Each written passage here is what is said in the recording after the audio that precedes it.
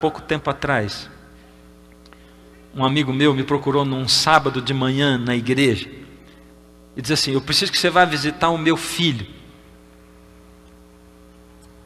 Eu notei que ele anda falando sozinho dentro do quarto. E aquilo, 2, 3 meses eu perguntava para ele: nada, pai, não, eu estava vendo televisão, eu estava vendo isso e aquilo. E aí, essa semana a coisa foi ficando mais desesperadora. À medida em que ele falava sozinho no quarto, eu comecei a perceber que ele estava negando e evitando ir à igreja. E aí eu coloquei contra a parede. E ele disse para mim que ele anda vendo espíritos malignos que se apresentam diante dele. Espíritos malignos. Quando ele entra dentro da igreja, esses espíritos malignos são mais fortes ainda e o atormentam mais ainda. Então por isso ele não quer ir à igreja, porque quando ele entra na igreja, eles estão ali. Eu perguntei para ele: o que ele anda assistindo na televisão? E ele falou um monte de nomes aí, entre eles ele falou Naruto. Naruto. O que teu filho está assistindo na televisão? O que você está assistindo junto com seu filho na sala da tua casa? O que você anda vendo? Em que sites você está andando? Eles estão andando. Eu disse para ele: bom, eu te visito 3 horas da tarde hoje. Fui para casa e digitei na internet Naruto. E isso aí me levou para um site oficial Naruto. Naruto é um desenho que eu nunca tinha visto. Também nunca assisti nenhum episódio desse desenho. Mas lá no site dava uma descrição de quem é o Naruto. E dizia assim, estava escrito assim, site oficial. E dizia: Naruto é um adolescente. Ele quer provar para a aldeia dele que ele é um ninja de verdade. Então, ele, há um tempo atrás, uma raposa demoníaca de 9 caudas, chamada Kyuubi, ela veio para derrotar a aldeia do Naruto, mas o mestre, não sei das quantas lá, selou essa raposa demoníaca dentro do Naruto. Olha o termo, selou. A palavra de Deus diz que nós somos selados pelo Espírito Santo de Deus. A linguagem ali que eles usam é: selou uma raposa demoníaca de 9 caudas dentro do Naruto. Como o Naruto não pode se livrar dela, porque ela está selada dentro dele, o Naruto conversa com essa raposa demoníaca e negociou com ela, e disse assim: já que eu não posso me livrar de você, você vai pagar aluguel para morar dentro de mim. E o aluguel é o seguinte: você me dá o seu poder, e você vai poder morar dentro de mim, já que você está morando aí.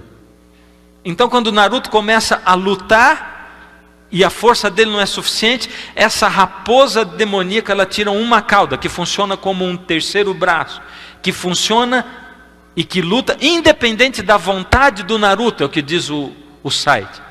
E quando esse terceiro braço também não está dando conta, mais um, no segundo braço que ela tira para fora e começa a lutar, diz o site, o olhar do Naruto começa a mudar. A partir do 4º braço, ele começa a se transformar numa raposa demoníaca de 9 caudas, numa Kyuubi, como diz aquilo ali. Isso é uma cena de possessão demoníaca. Eu li isso para o garoto. Eu cheguei na casa do meu amigo e disse assim, falei com o rapaz, disse: você já leu o que diz a descrição do site oficial sobre o Naruto? E ele disse: não. Achei o máximo, mas ele disse: não. Então eu vou ler para você. E comecei a ler tudo isso que eu falei para vocês. Eu disse para o menino: só tem um jeito de você se livrar desses espíritos demoníacos que você anda vendo. E o único jeito de você se livrar deles é o seguinte: você tem que se livrar de tudo que é Naruto, arrancar as revistas, tudo que você tem, se livrar de assistir isso na TV. Você tem que se livrar do Naruto também no seu computador. Apaga tudo, acaba com tudo. Você tem algum selinho, encaderna alguma coisa, acaba com tudo. Se livra de Naruto na sua vida. Esse é o único jeito. Se você quiser, eu estou disponível 24 horas. Você me chama, eu venho aqui, ajudo você a queimar o que você tiver de revista, de livro, de adesivo. Eu ajudo você, nós vamos orar, os seus pais vão fazer uma dedicação sua de novo. Nós vamos fazer uma cerimônia de entrega sua para Deus de novo. E você vai cortar relacionamento com Naruto. E aí o rapaz olhando para mim diz assim, eu não posso. Por que você não pode? É porque eles já me disseram que se eu cortar o relacionamento com o Naruto, eles vão me possuir. Você só tem duas chances. Ou você se entrega totalmente ao inimigo, ou você rompe com ele e se liberta nas mãos de Jesus. Isso já faz quase 1 ano que aconteceu. Eu estou esperando esse garoto me telefonar até hoje. Me mudei da cidade e ele não me procurou até hoje. Aliás, há um tempinho atrás, uma psicóloga, minha amiga minha, disse assim, pastor, eu estive conversando com fulano de tal que me procurou para um tratamento. Aí quando eu disse para ele, o seu tratamento deve ser, não é psicológico, isso é um problema espiritual. Você já procurou um pastor? E ele disse, sim, eu procurei o pastor Fernando, e eu estou conversando com o senhor, o que o senhor achou? Eu disse isso para ele. A gente está tentando fazer tratamento psicológico de certas coisas que nós escolhemos colocar na nossa vida, na nossa casa, na nossa família. Esse homem não se tornou um endemoniado assim de uma hora para outra. Ele foi permitindo com que o inimigo entrasse na vida dele em diversas áreas. E aí o inimigo entrou de tal maneira que precisava de ter uma legião de demônios dentro dele para tomar conta de todas as áreas da vida dele que ele deixou serem dominadas pelo inimigo. O inimigo está rondando a sua casa e a sua vida. Ele deseja tomar conta de tudo. Como você pode entender o plano de Deus para a sua vida se você está exposto o tempo todo, e a sua família, a filosofias que o inimigo tem colocado através de filmes, de novelas, de desenhos? Como é que o demônio entra na vida de alguém? Como é que é? De repente ele se aposta assim? Ninguém é dominado pelo inimigo, a não ser que permita. Não existe uma possessão demoníaca, permissão da própria pessoa. E como nós permitimos? Não existe nenhum pecado que acontece assim, aconteceu, de uma hora para outra. Não, existe um processo. Todo pecado começa dentro da nossa mente, do nosso pensamento. É por isso que a nossa oração constante tem que ser, Senhor, purifica os meus pensamentos. Purifica a minha alma, limpa a minha mente, Deus, de pensar coisas que não devem ser pensadas, de olhar para onde eu não posso olhar. O inimigo não chega de uma hora para outra e arromba a porta do seu coração e entra sem a sua permissão. Não, de maneira alguma. Ele atrai você. Ele vai colocando diversão, ele vai colocando entretenimento, ele vai colocando sabores em lugares diferentes da sua vida e vai atraindo você. Aí ele vai misturando a verdade com a mentira. A gente pode ver isso aí claramente nos entretenimentos, não é? Nas diversões, na televisão principalmente.